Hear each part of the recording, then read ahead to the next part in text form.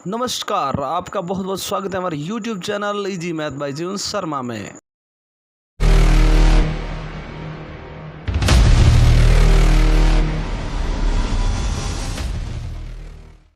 तो इस प्रश्नमाला के पहले प्रश्न के अंदर देखिए कि हमें क्या दिया गया है। सबसे पहले घनाभ की लंबाई, चौड़ाई और ऊंचाई, यहाँ पे तीनों ही दिए गए हैं। और ध्यान रखिएगा दोस्तों कि घनाभ के अंदर जब तक लंबाई, चौड़ाई और ऊंचाई तीनों के मान दिए हुए नहीं हैं तो हम कोई चीज़ उससे संबंधित ज्ञात नहीं कर सकते हैं। ध्यान रखिएगा, घनाभ में लंबाई का होना बहुत ज़रूरी है, चौड़ाई का होना भी बहुत ज़रूरी है और ऊंचाई का होना भी बहुत ज़रूरी है। ठीक है, तो लंबाई का मान यहाँ देखिए दिया गया है। घनाभ की लंबाई 12 सेंटीमीटर, फिर चौड़ाई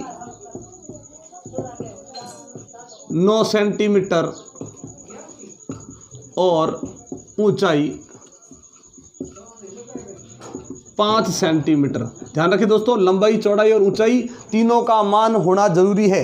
अगर लंबाई, चौड़ाई और ऊंचाई तीनों के मान अगर नहीं है तो आप घनाभ से संबंधित कोई भी चीज़ ज्ञात नहीं कर सकते हैं। लेकिन यहाँ पे तीनों के मान दिए हुए हैं और फिर पूछा गया है कि घनाभ का संपूर्ण पृष्ठीय क्षेत्रफल और आयतन ज्ञात कीजिए। सबसे पहले करते हैं घनाभ का संपूर्ण पृष्ठीय क्षेत्रफल। संपूर्ण पृष्ठीय क्षेत्रफल बहुत ही ज़्यादा आसान है। करना क्या है आपको कि घनाभ का जब भी संपूर्ण पृष्ठीय क्षेत्रफल करना हो, घनाभ में टोटल 6 पृष्ठ होते हैं। ठीक है, 4 दीवारें होती है, एक छत होती है और एक फर्श। लेकिन उसमें आमने सामने के दो पृष्ठ समान होते हैं, तो सबसे पहले लगाइए 2।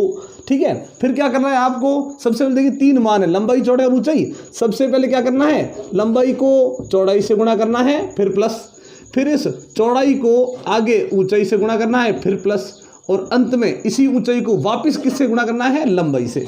ठीक है, ये होता है सूत्र घनाभ का संपूर्ण पृष्ठीय क्षेत्रफल ज्ञात करने का। लेकिन अगर आपने सूत्रों का निर्माण जो हमने संबंधित इससे वीडियो लेकर आए थे पहले, और अगर आपने अभी तक वीडियो नहीं देखी है तो उसका लिंक हम नीचे डिस्क्रिप्शन में दे रहे हैं, उस वीडियो को जरूर देखिएगा, क्योंकि उसे देखने के बाद ये सूत्र आपको रखने की जरूरत नहीं पड़ेगी, क्योंकि ये सूत्रों का जो निर्माण है वो अच्छी तरह से आप समझ पाओगे। चलिए रखते हैं मान। 2 का 2 हो गया, लंबाई का मान कितना है 12, ये गुणा चौड़ाई में कितने 9, प्लस वापस चौड़ाई में 9 और ऊंचाई कितनी हो गई 5, वापस प्लस, और ऊंचाई में 5 और वापस लंबाई में कितना आ गए 12। ठीक है, चलिए शुरू करते हैं। ये 2, ये गुणा है यहाँ पे, 12 को 9 से गुणा कर दिया, ये हो गए 108, प्लस 9 को 5 से गुणा कर दिया 45, और 12 को 5 से गुणा कर दिया, ये हो गए 60। ठीक है, 2 का 2, ये गुणा का गुणा। अब सब क्या करते हैं, अब इन तीनों को हम आपस में जोड़ लेते हैं, तो इनका जो योग हुआ वो हो गया 213, और 213 को 2 से गुणा कर दिया 426 हो गया। ये क्षेत्रफल है।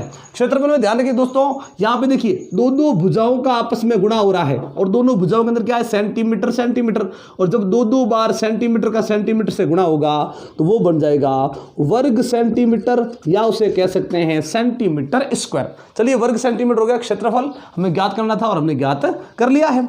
उसके बाद हमें पूछा गया है घनाभ का आयतन। तो चलिए आयतन शुरू करते हैं कि आयतन क्या होता है। ध्यान रखिएगा, क्षेत्रफल मैंने बता दिया 6 पृष्ठ होते हैं, उनका जो पृष्ठीय भाग है वही क्षेत्रफल होता है। आयतन क्या होता है, उन्हीं पृष्ठों के अंदर जो बीच वाला जो स्थान होता है, खाली जगह होती है घनाभ की, या अंदर वाला जो भाग होता है उसके अंदर, ध्यान रखिए दोस्तों, ये पृष्ठों पे नहीं, पृष्ठों के अंदर का जो भाग होता है उसे आयतन कहते हैं। और आयतन ज्ञात करने के लिए कुछ भी ज़्यादा आपको करने की जरूरत नहीं है। ये जो तीनों भुजाएं हैं, इन तीनों भुजाओं को आपस में गुणा करना है। मतलब यहाँ पे देखिए 2 भुजाओं का गुणा था, क्या बना वर्ग सेंटीमीटर, या 3 भुजाओं का आपस में गुणा हो रहा है तो वर्ग सेंटीमीटर के स्थान पर घन सेंटीमीटर लिखा जाएगा। लंबाई 12, चौड़ाई 9 और ऊंचाई कितनी होगी दोस्तों 5, और ये हो गया घन सेंटीमीटर। ध्यान रखिएगा दोस्तों, अगर एक ही तरह के मात्रक 3 बार आपस में लिखकर उनका यदि गुणा कर दिया जाए तो वो घन सेंटीमीटर या सेंटीमीटर क्यूब हो जाता है। ठीक है, अब इन तीनों का करते हैं गुणा। ठीक है, 12 को सीधा मैंने 5 से कर दिया 60 हो गए, 60 को फिर 9 से गुणा कर दिया, ये हो गए दोस्तों 54, और पीछे लग गया 0, 540 हो गए, और ये हो गया दोस्तों घन सेंटीमीटर। तो इस तरह से हमने इस प्रश्नमाला का पहला प्रश्न है वो बहुत ही ज़्यादा आसानी से कर दिया है। लेकिन ध्यान रखिएगा दोस्तों, अगर इन तीनों में लंबाई, चौड़ाई और ऊंचाई घनाभ से संबंधित प्रश्न है, यदि इन तीनों में से कोई एक भी चीज़ अगर गायब है तो ध्यान रखिएगा हम घनाभ से संबंधित कोई भी चीज़ ज्ञात नहीं कर सकते हैं जब तक कि उसमें लंबाई, चौड़ाई और ऊंचाई तीनों के मान दिए हुए ना हो। तो ऐसा कोई प्रश्न आ जाए जिसमें इन तीनों में से किसी मान की कमी हो तो इनके साथ में, ध्यान रखिएगा, जब कमी होगी ना तो इनके साथ में कोई ऐसा मान भी दिया हुआ होगा जो इसकी कमी को दूर कर सकता है, कमी को पूरा कर सकता है। ध्यान रखिएगा, ठीक है। फिर हम कोई भी चीज़ है वो आसानी से ज्ञात कर सकते हैं। चलिए बढ़ते हैं दूसरे प्रश्न की तरफ। दोस्तों दूसरे प्रश्न के अंदर देखिए कि हमें यहाँ पर 1 2 नहीं कुल 3 घन दिए गए। ध्यान रखिएगा, इसमें इस प्रश्न के अंदर क्या है कि हमारे पास 3 घन हैं और उन तीनों घनों की हमें भुजाएं दी गई है और इन तीनों घनों को क्या करना है, पिघलाकर एक नया घन बनाना है और फिर उसका हमें संपूर्ण पृष्ठीय क्षेत्रफल ज्ञात करना है। तो जरूर ज्ञात करेंगे। कैसे करेंगे, देखिए सबसे पहले हमारे पास 3 घन है, ठीक है। तो सबसे पहले लिखते हैं कि भाई पहले घन की भुजा, ध्यान रखिए तीनों की भुजाओं के मान हमें दिए गए हैं। तो पहले घन की जो भुजा है वो है 8 सेंटीमीटर। फिर देखिए दूसरे घन की जो भुजा है वो है 6 सेंटीमीटर और तीसरे घन की जो भुजा है वो है 1 सेंटीमीटर। ध्यान रखिए दोस्तों, हमारे पास यहाँ पे 3 घन है, ठीक है। पहले घन की भुजा, फिर दूसरे घन की भी भुजा है और तीसरे घन की भी भुजा है, ठीक है। अब क्या करना है कि इन तीनों को पिघलाना है और पिघलाने के बाद एक नया घन बनाना है।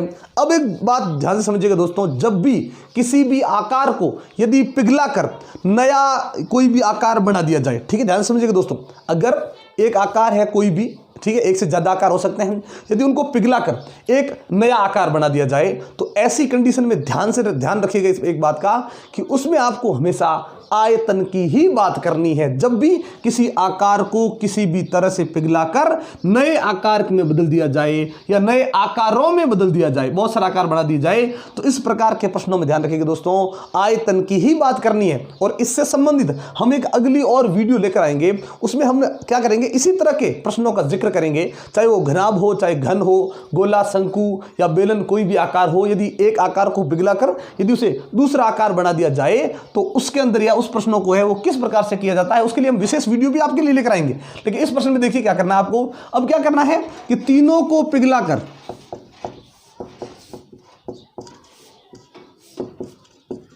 एक नया घन बनाया जाता है।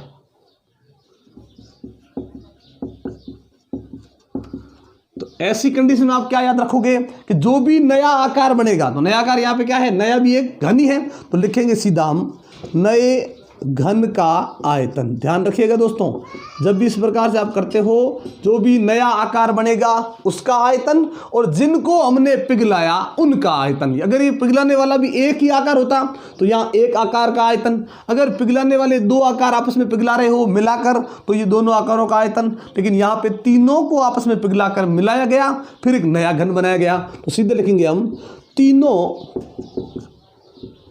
छोटे घनों का आयतन। यहां पे हमने क्या किया, तीनों घनों को आपस में क्या कर दिया था, पिघला के मिलाया, फिर उसको नए आयत घन में बदल दिया है। तो इस प्रकार से ध्यान रखिएगा, जब भी हम इस प्रकार से बनाएंगे तो नए आकार का आयतन और पहले वाले आकारों का जो टोटल आयतन बनेगा या एक आकृति का आयतन बनेगा, अगर एक आकार होता तो एक ही आकार कहते, फिर इनका आयतन हमेशा बराबर होगा। ऐसी कंडीशन में आपको आयतन की ही बात करनी है।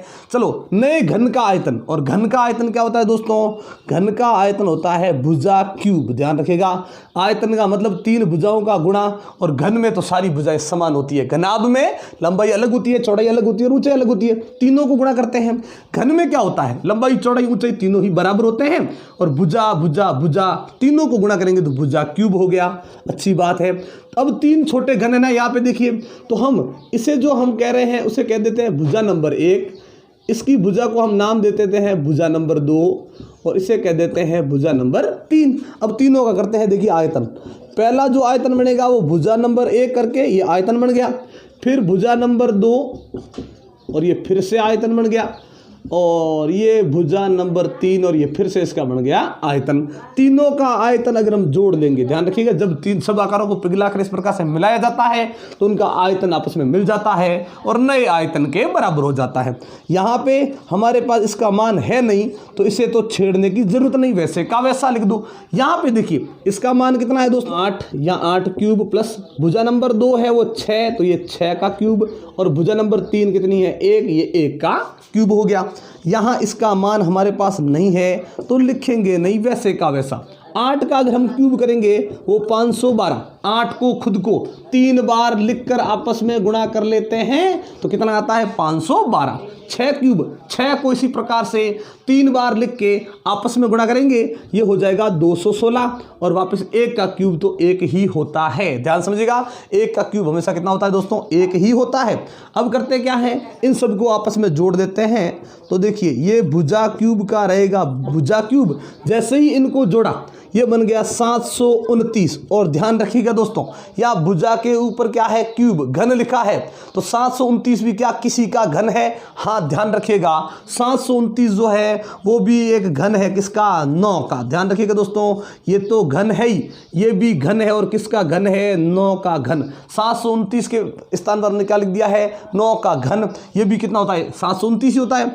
इसके ऊपर भी घन यानी क्यूब लगा है, इसके ऊपर भी क्यूब लगा है। बराबर में यदि इस तरह से, यदि यहां पे भी एक पद है, यहां पे भी एक पद है, दोनों पे घन लगा है तो घन से घन कट जाएगा। तो भुजा कितनी हो गई दोस्तों, भुजा हो गई 9 सेंटीमीटर। ये हमारे पास क्या आ गई, भुजा। और ये किसकी भुजा है, ये उस घन की भुजा है जो पिघलाकर मिलाकर नया घन बनाया गया है। ये उस घन की भुजा हो चुकी है। अब हमें ज्ञात क्या करना है कि ये जो अब घन बना है नया, उसका संपूर्ण पृष्ठीय क्षेत्रफल ज्ञात कीजिएगा। और हमने पहले ही आपको बता दिया है कि यदि कोई भी अगर आप चीज ज्ञात करना चाहते हो तो उससे संबंधित जो मुख्य जो चीज है वो होनी जरूरी है। और जैसे घनाभ में लंबाई चौड़ाई और ऊंचाई का होना जरूरी है, उसी प्रकार से घन में भुजा का मान होना जरूरी है। भुजा का मान अब हमारे पास है, तो अब हम इस नए घन का, ध्यान रखिएगा दोस्तों, नए घन का संपूर्ण पृष्ठीय क्षेत्रफल आराम से ज्ञात कर सकते हैं। कैसे करें, घन में क्या है, ये जो क्षेत्रफल वाले जो पृष्ठ होते हैं टोटल 6 पृष्ठ, जैसे घनाभ में भी 6 पृष्ठ, इसमें भी 6 पृष्ठ। घनाभ में केवल आमने सामने के पृष्ठ बराबर होते हैं, घन में सभी पृष्ठ बराबर होते हैं। एक पृष्ठ का क्षेत्रफल हम करेंगे तो वो कितना होगा, भुजा स्क्वायर। ध्यान रखिएगा, क्षेत्रफल एक पृष्ठ का करेंगे भुजा स्क्वायर, 6 पृष्ठों का करेंगे तो 6 भुजा स्क्वायर। ध्यान समझिएगा, ये 6 का 6 हो गया। लेकिन अगर आपने सूत्रों का निर्माण नहीं समझा, मैंने पहले बताया कि भाई हमारा नीचे एक हम दे रहे हैं, लिंक दे रहे हैं, आपका डिस्क्रिप्शन में दे रहे हैं, उस वीडियो को एक बार देख लीजिए, सूत्रों को बार बार देखने की जरूरत नहीं पड़ेगी। चलिए भुजा का मान लेते हैं, भुजा का मान कितना है, 9, और 9 का हो जाएगा स्क्वायर, 6 का 6 गुणा 9 का स्क्वायर 81 हो जाता है। 6 से गुणा करेंगे, 6 एकम 6 और 6 अट्ठे 48, 486 वर्ग सेंटीमीटर, ना कि घन सेंटीमीटर। दोस्तों आयतन में घन सेंटीमीटर, क्षेत्रफल में वर्ग सेंटीमीटर। तो ये हो गया नए घन का संपूर्ण पृष्ठीय क्षेत्रफल। इस प्रकार से हमने इस प्रश्नमाला के 2 प्रश्न कंप्लीट कर लिए। अब करते हैं अगला एक और प्रश्न। दोस्तों जो तीसरा प्रश्न है, उस तीसरे प्रश्न में एक घनाभाकार संदूक, ध्यान रखिए दोस्तों, एक संदूक है और वो घनाभाकार है। अब घनाभाकार क्यों है ये, क्योंकि इसमें लंबाई चौड़ाई और ऊंचाई तीनों का मान अलग अलग दिया गया है। अगर लंबाई चौड़ाई ऊंचाई तीनों ही मान समान होते तो संदूक घनाकार हो जाता, लेकिन अगर 2 मान भी समान है और एक अलग है, या फिर तीनों ही अलग अलग है, तो वो घनाभाकार ही होता है। ध्यान रखिए दोस्तों, तो यहां लिखा है कि भाई संदूक है और उस संदूक की हमें क्या दी गई है, विमाएं दी गई है या माप दी गई है, तो उनमें सब अलग अलग कर लेते हैं। संदूक की लंबाई अलग कर लेते हैं, फिर चौड़ाई अलग कर लेते हैं, और फिर ऊंचाई अलग कर लेते हैं। यहाँ से देखिए, ध्यान रखिए दोस्तों, यहाँ पे प्रश्न के अंदर देखिए तीनों का जो मान है वो गुणा में दिया गया है। ध्यान रखिए, हम लिखा है ना 50 सेंटीमीटर गुणा 36 सेंटीमीटर गुणा 25 सेंटीमीटर। तो इसमें ध्यान रखिए दोस्तों कि जो 50 सेंटीमीटर है वो तो हो गई लंबाई, फिर 36 सेंटीमीटर है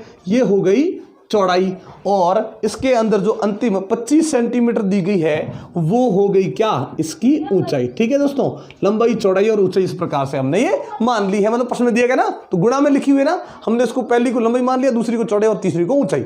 अब ये लिखा है कि इस संदूक के ऊपर यदि किसी कपड़े से कवर बनाया जाए, अब ध्यान से समझिएगा, अगर हम संदूक के अंदर कोई चीज रख दें, अगर संदूक है और उसके अंदर हम कोई चीज रखना चाहते हैं, कपड़े रखना चाहते हैं या कोई चीज रखना चाहते हैं, तो हमें पता है अंदर वाली जगह तो आयतन होती है, बनाना क्या है इसके ऊपर, कवर। अब जो कवर बनेगा इसके ऊपर वो उसके पृष्ठों पे लगेगा, और पृष्ठों पे लगेगा मतलब क्या होगा, क्षेत्रफल। और इस संदूक पर पूरा कवर बनाने में एक भी पृष्ठ हम शेष नहीं रखेंगे, पूरे पे हम क्या करेंगे दोस्तों, कवर बनाएंगे, तो वो होगा संदूक का संपूर्ण पृष्ठीय क्षेत्रफल। ठीक है, तो संदूक पर कपड़े का कवर बनाना है। और ये जो कवर बनेगा पूरे पे, यानी हम ज्ञात क्या करेंगे, संदूक का संपूर्ण पृष्ठीय क्षेत्रफल।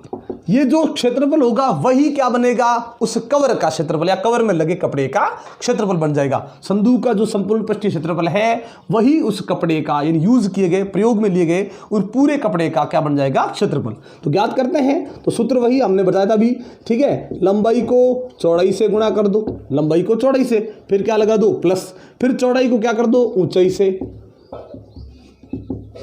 फिर प्लस, और ऊंचाई को कर दो किससे, वापस पहली भुजा, यानी किससे, लंबाई से। चलिए 2 का 2, लंबाई कितनी है यहाँ पे 50, ये गुणा 36, ये प्लस, वापस 36 गुणा हो गए 25, ये प्लस, और वापस हो गया दोस्तों 25 गुणा 50, ये कोष्टक बंद। दो भुजाओं का गुणा है तो वर्ग सेंटीमीटर तो लिखना है ही। चलिए अब करते हैं इनका आपस में गुणा। 2 का 2 रह जाएगा। जैसे ही हम 50 को 36 से गुणा करेंगे, ये 0 वैसे का वैसा, और ये 5 का 6 से 5 अंक 30 हो गए, ये 3, 5 3 15, 15 और 3 कितने हो गए दोस्तों, 18।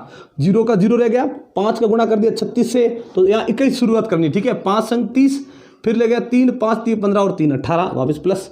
25 को करेंगे, 25 का पहाड़ा बोल सकते हैं आराम से, 25 का पहाड़ा 6 बार बोला, 25 छक्के 150, ये 0 हासिल में लग गया 15, ठीक है। 25 का 3 बार गुणा कर दिया, 25 3 75 हो गए, और 75 में 15 जोड़ दिए, ये हो गए दोस्तों कितने, 90 और प्लस। 25 को करेंगे 50 से गुणा, ये 0 तो वैसे का वैसा रहेगा। 25 का पहाड़ा 5 बार बोलेंगे, 25 पंजे 125, ये 0 का 0 ही रहेगा। चलिए अब जोड़ देते हैं। 2 का 2, गुणा में अब इन तीनों का योग करेंगे। पहले गुणा करना है फिर योग करना है। ये हो गए देखो 1800 और 900 कितने हो गए, 2700, और 2000 और 700 के बाद ये जोड़ेंगे तो ये हो जाएगा 3950। इन तीनों का योग कर दिया और ये हो गया दोस्तों कितना, 3950। अब कर देते हैं 2 से गुणा। जैसे ही इनको हम 2 से गुणा करेंगे ये आ जाएगा 7900, और यहाँ पे देखिए सेंटीमीटर है तो क्षेत्रफल में क्या बन जाएगा दोस्तों, वर्ग सेंटीमीटर। ये वो कपड़ा है, ठीक है, जिसका हम क्या बनाएंगे, कवर बनाएंगे, या कवर बनाने में उसका उपयोग करेंगे। उस कपड़े का क्षेत्रफल जो है वो 7900 वर्ग सेंटीमीटर हो जाएगा। तो लिखेंगे कवर बनाने में लगे